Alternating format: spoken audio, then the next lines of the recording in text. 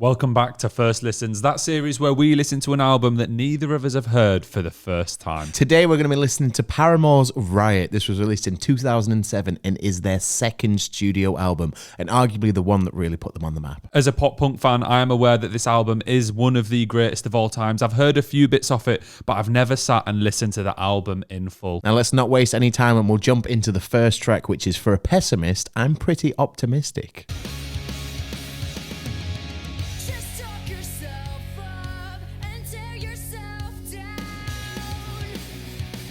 I liked how it was a more naked vocal and then it just went into the ba ba ba ba ba ba ba. Those drums sound great as well, don't they? They really just blast through in the background.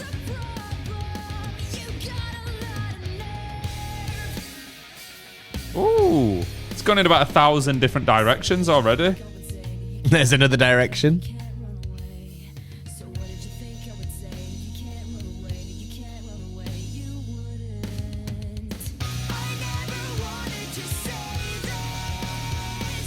It's got that 2000s pop punk feel to it, hasn't it? Definitely.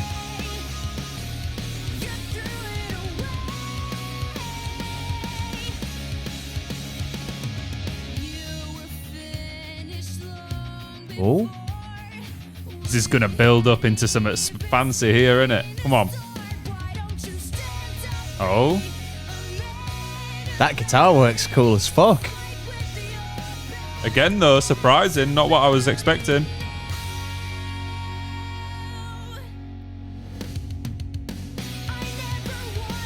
I love that.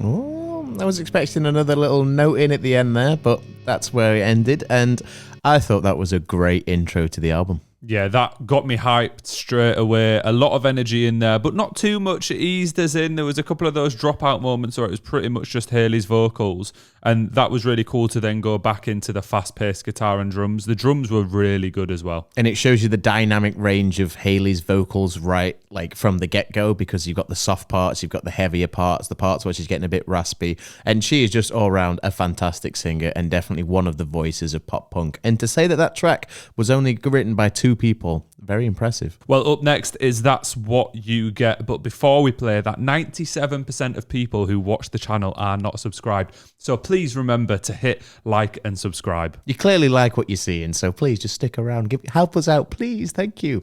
Up next, That's What You Get. Please.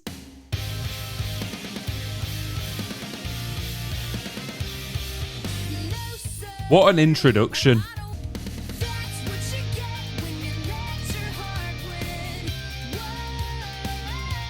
Those high-pitched guitar notes in the background are doing so much. I was going to say that, like, it's almost got a little bit of reverb on it. It's just like echoing away.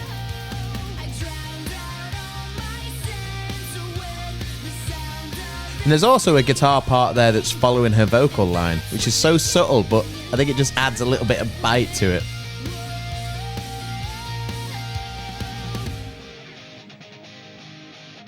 They're not afraid of a little dropout. And they always bring it back round with the drums as well, with like a floor tom and a bass kick.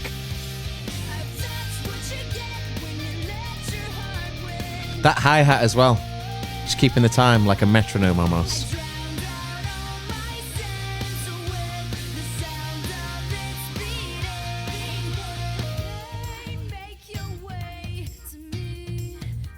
Proper makes you move, doesn't it?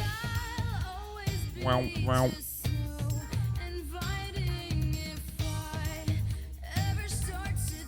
There's a ghostly Hayley as well here.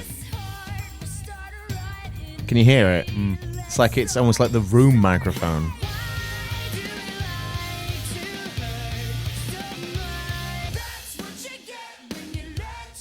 This feels proper 2000s, doesn't it? With Little the chant along. Yeah, yeah.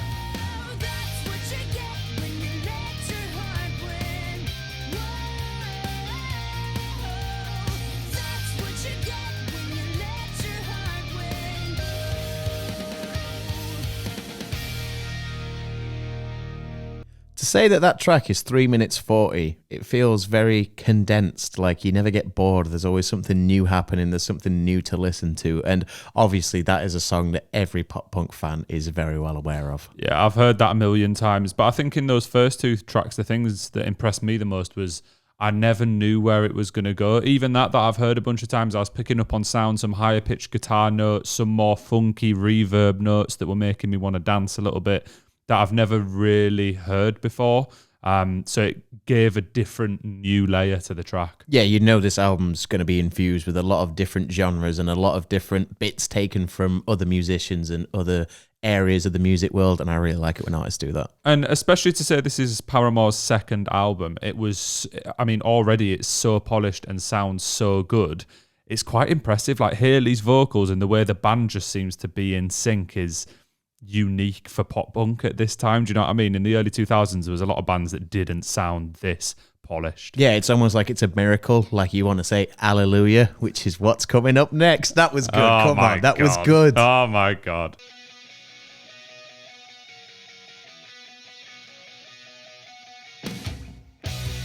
Oh,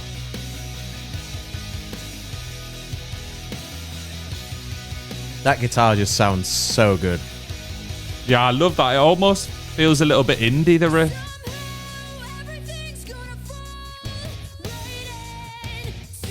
Hayley's vocals are so powerful. So powerful.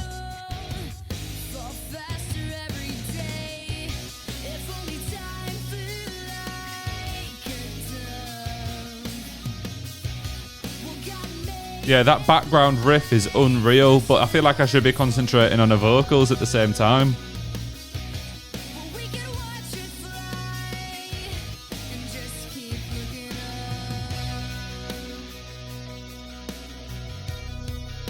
Oh, stops at the guitar a bit. I like how there was like the more heavy sounding guitars in the previous section, and then this more chorus section feels much lighter. They're in the dun-dun-dun.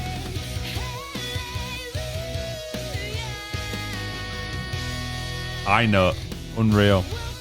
That hallelujah is, heavenly.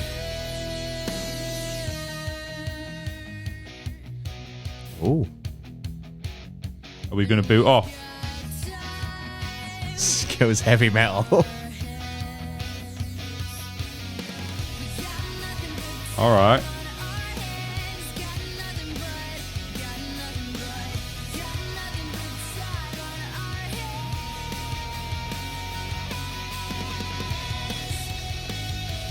Oh, that guitar tone.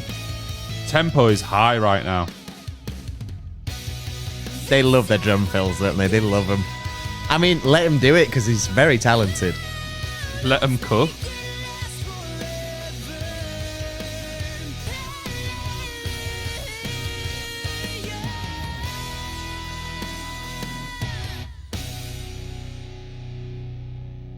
I think that took us in a slightly different direction to the first 2 tracks. There was some more swelling electronic sounds coming in and out, which I think added a different layer to it. And I'd say it's the best vocals on a track so far. Some of those high notes and the longer hallelujahs were really impressive. Yeah, it really shows off her range yet again. We already heard that on the first 2 tracks, but this one particularly, she was going all out for, wasn't she? Yeah, it was unbelievable. Shall we go on to the next track, which is one of the biggest, not just pop punk, but rock songs of all time, In Misery Business? Let us know in the comments what your favourite track from Riot is. Let us know if it is Misery Business or if you've got a different personal favourite. I mean, this intro initially is so different, and then I love keeping that in. Hit that snare. Iconic.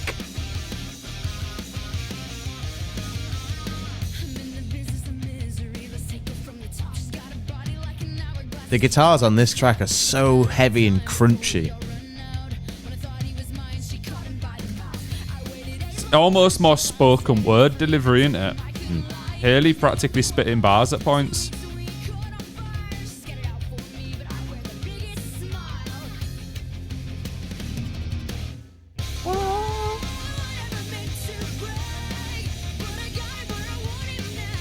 It's so hard not to just sing along. I'm doing it for your pleasure. I want to just sing along, but I'm not a good singer.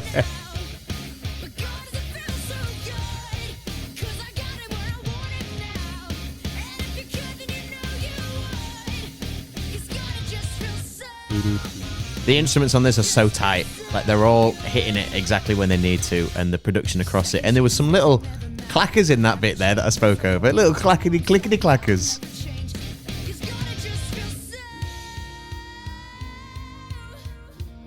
Nice little interlude in the middle. Like a fairy. Bring it down a bit. He was a fairy.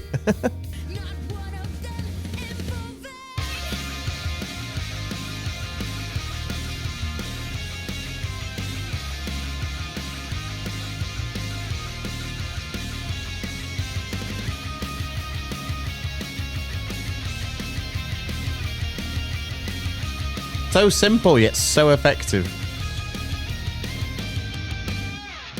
But they've completely switched the tempo and feel like 3 times within 40 seconds then. And then even that little drop out there were just drums and vocals. Oh.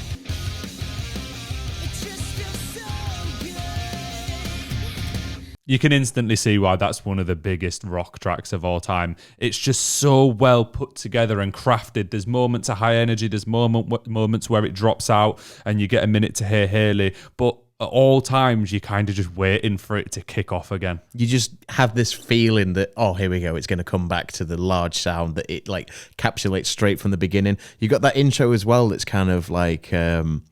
I don't even know what you'd class it as. Almost classical, isn't it? That do with all the strings, and then it just kicks in and then just kicks you in the face. And yeah, there's a reason why that is one of the most popular songs, and it makes sense. Well, let's go on to the 5th track in the album, When It Rains. What an intro! Another really cool intro. Bass is doing a lot of work right from the get-go. This feels much happier. This is the first time I've not felt dark. It's lighter, isn't it? Maybe not.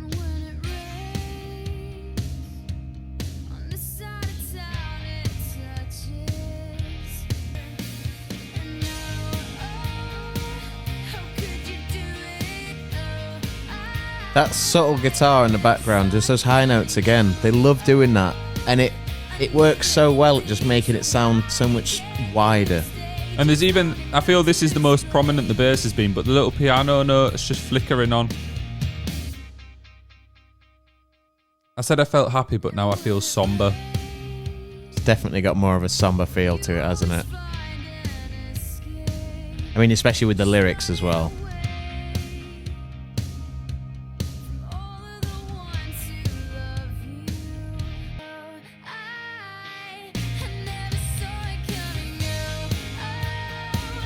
They love the dropouts, don't they?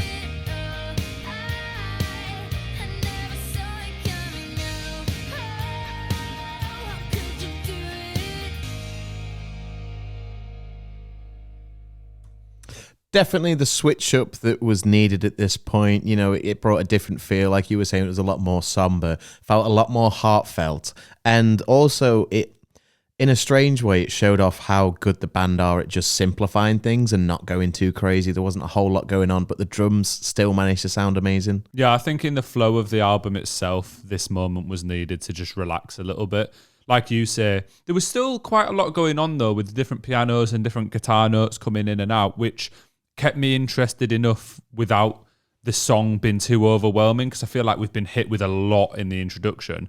So we'll take it down and then see what happens next. And next is Let the Flames Begin.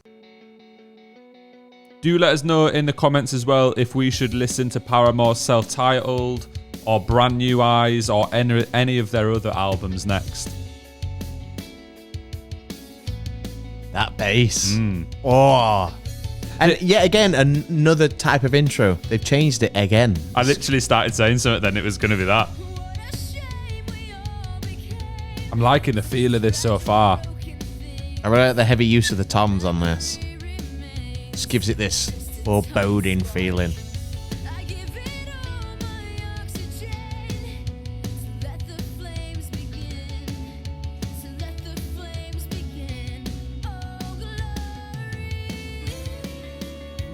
That's not where I was expecting it to go. What a note.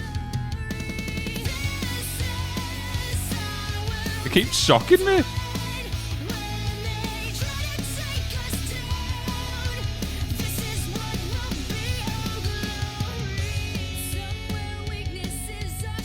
I like that now it's clean vocals again, but in that chorus section it had some kind of like radio effect on it, almost as if it was coming through a bit of a walkie-talkie or something.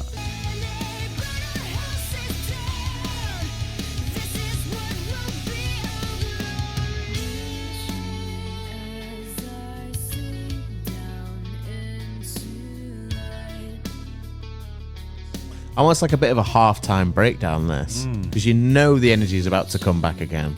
What if it doesn't? You'll be devastated, mate. Be absolutely devoed, brother.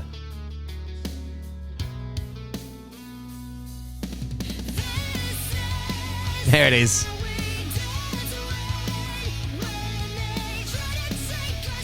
How many people do you think dance like this in the crowd to this song?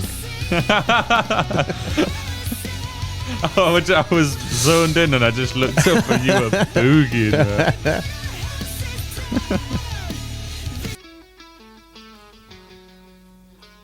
Really liked these last two because they've completely subverted my expectations as to what was coming up.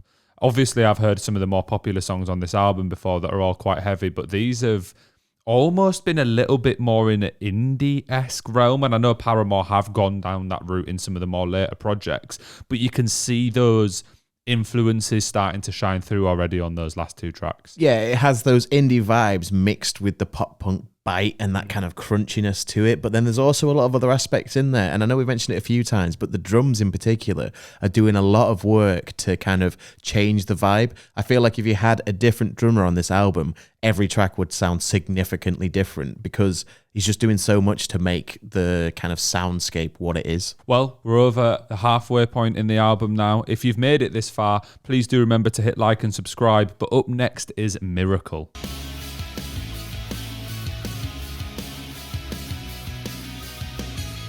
Back with the high tempo, heavier rock here.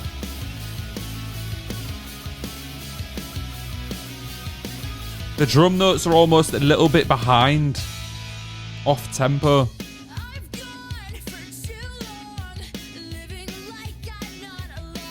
Hayley with classic pop punk vocals from the get-go here. I like this.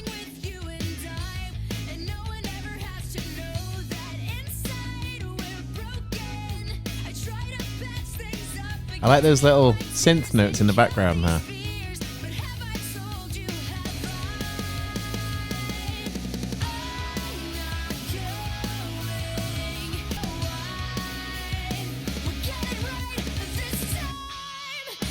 Oh, I like that little...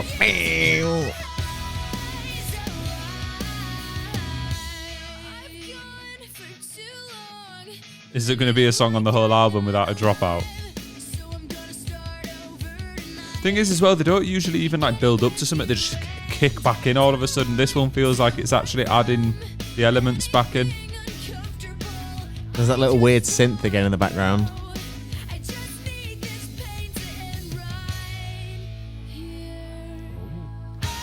Oh, little angelic bit and then bosh, bosh.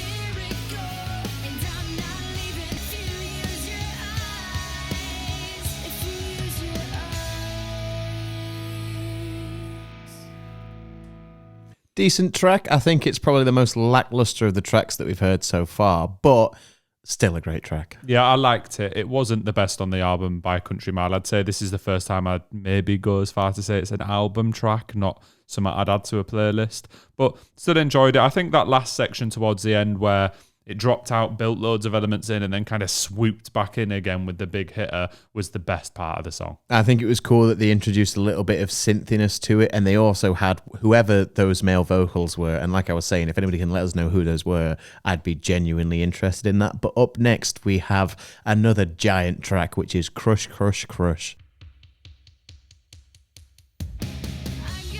Another cool intro. They've nailed the intros on this album. It's always different every time.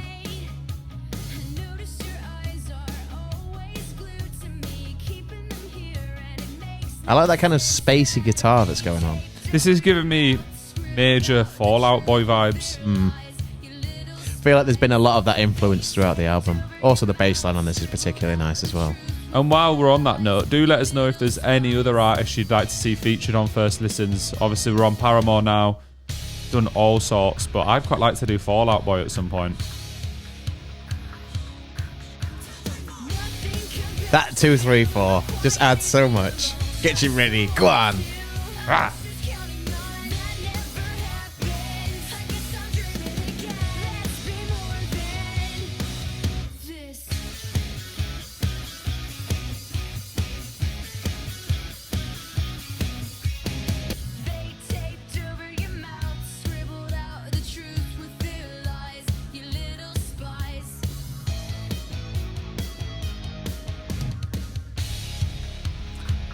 This feels much more punky than a lot of the previous songs. That 2, 3, 4 again. Come on.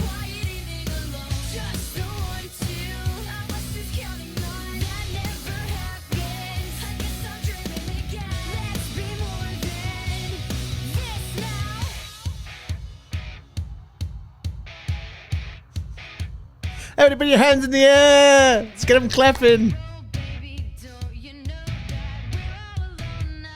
This is almost like megaphone filter for vocals here.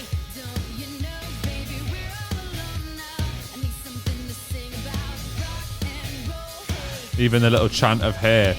This is a defo big crowd interaction moment.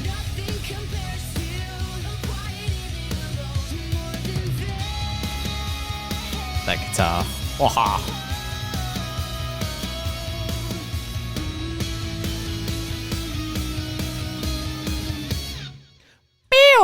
What an ending note that is. Great track. All around just fantastic stuff. See, that's not one I've heard a million times. I don't know if I've ever really sat and listened to that, especially not in this setting. I really enjoyed it. It felt like proper pop punk with the 1, 2, 3, 4, the shouts of Hayes, the way that they built up the kind of anxiety throughout the track. Really like that. That's been one that's been in my playlist for many, many years, and probably one of my most favourite Paramore songs, I reckon. Really good stuff. Up next, we've got We Are Broken.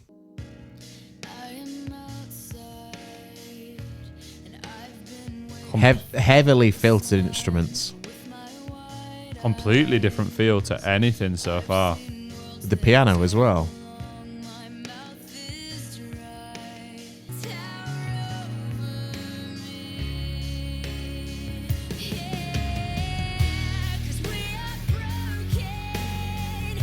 It's very ballady, isn't it? Like, this is a lighter song, this. Yeah, we've just done Rush of Blood to the Head by Coldplay was our last first listen, and this kind of sounds like something that could be on that album in terms of instrumental. Have Hayley and Chris ever done all together? That'd be two powerful vocalists on one track. I'd love to see that, definitely. Get Travis Barker on the drums. Whoa. Hey, he's just good, isn't he? Just whack him on there. Here's Pop Punk Pocket. Throw him on. I like that the crescendo isn't even that much different to what was coming prior. There's just maybe 1 or 2 extra instruments added. It's more just leading to a change in vocals.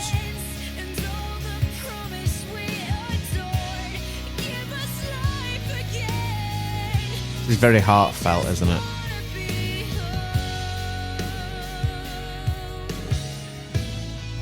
Oh.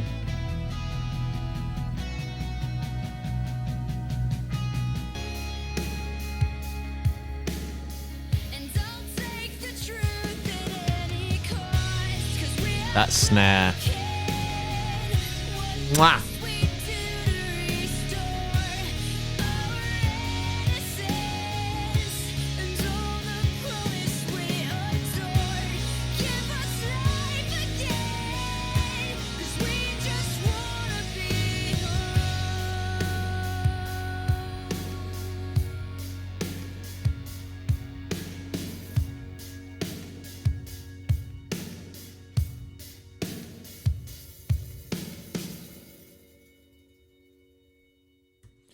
That felt like a moment where the band were saying, look, we can do other styles and we can do them well. Let Hayley shine through, just have a calm instrumental, give everyone a minute to chill out. It's like a very check out what else we can do.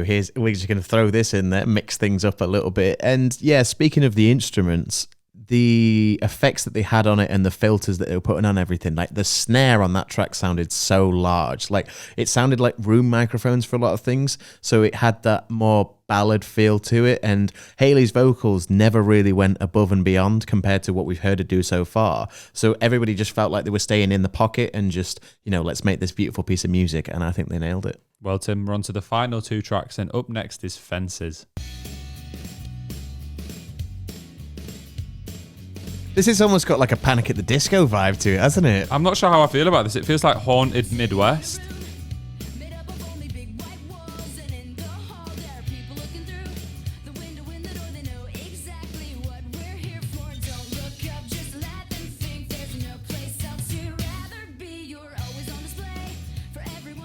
Oh, I'm liking this, This is groovy. I don't know if I am.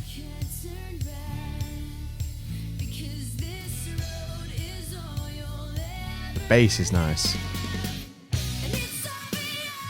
Ooh, that higher guitar note in the background. I like that.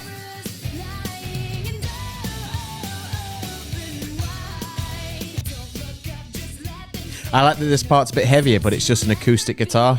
They could have thrown the electric in there, but kept it different. Kind of reminds me of like you were watching a cowboy film, but there's a bit of a punky, not typical cowboy, and they're walking through collecting all the stuff ready to go cause some havoc. Yeah, punky, non-typical cowboy, yeah. No, as often there is. They dress like a cowboy, but we've watched their character development and we know that they're not these standard cowboys, you know what I mean? Yeah, man. Yeah, man.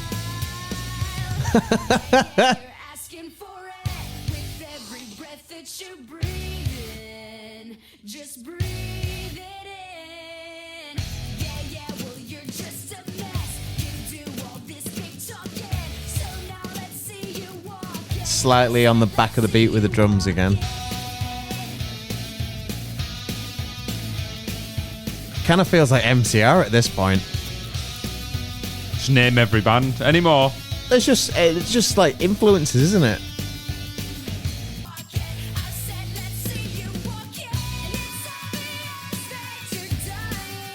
That acoustic just playing the strings is really loud in the mix. Adds a cool little... Yeah, but I feel like it's been going on a bit too long now. I feel like it's being added as a percussion rather than an actual Yeah, rhythm. it's to keep the beat.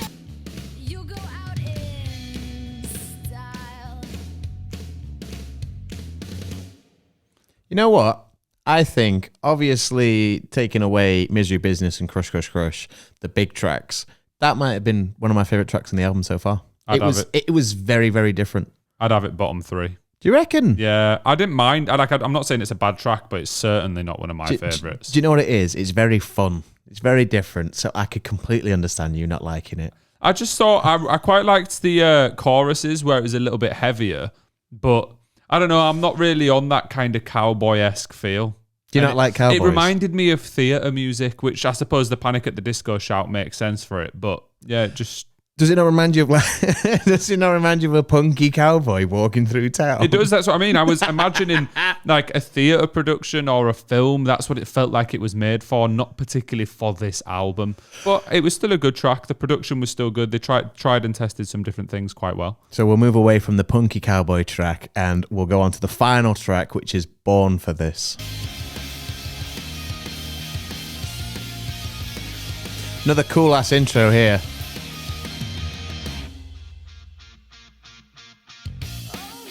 Oh, that doo-doo just on the bass.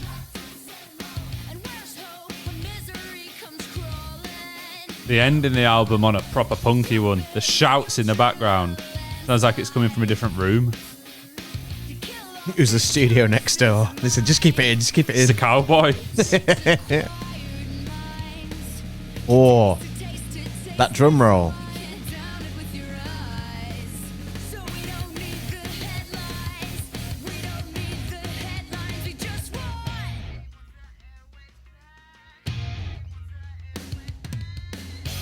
That wasn't Hayley. That was the most unique dropout that we've had so far. Yeah. Who was that?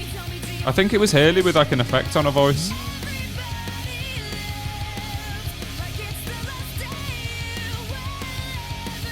A lot of energy in this, isn't there?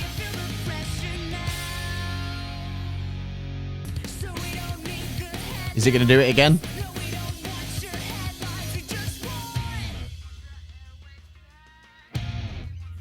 That ain't Hayley. That ain't Hayley. That's Hayley. That's not Hayley. Tell us who it is. Paramore fans, is that Hayley or is it not? That's Hayley. It's not. I pray it's not.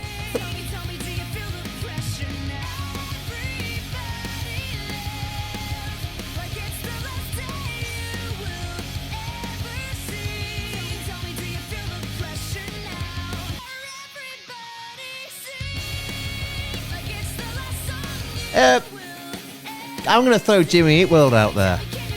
I could see this being on a Jimmy album. This might be the video in which we've mentioned the most pop punk bands. Oh, I think it's a very influenced album by the sounds.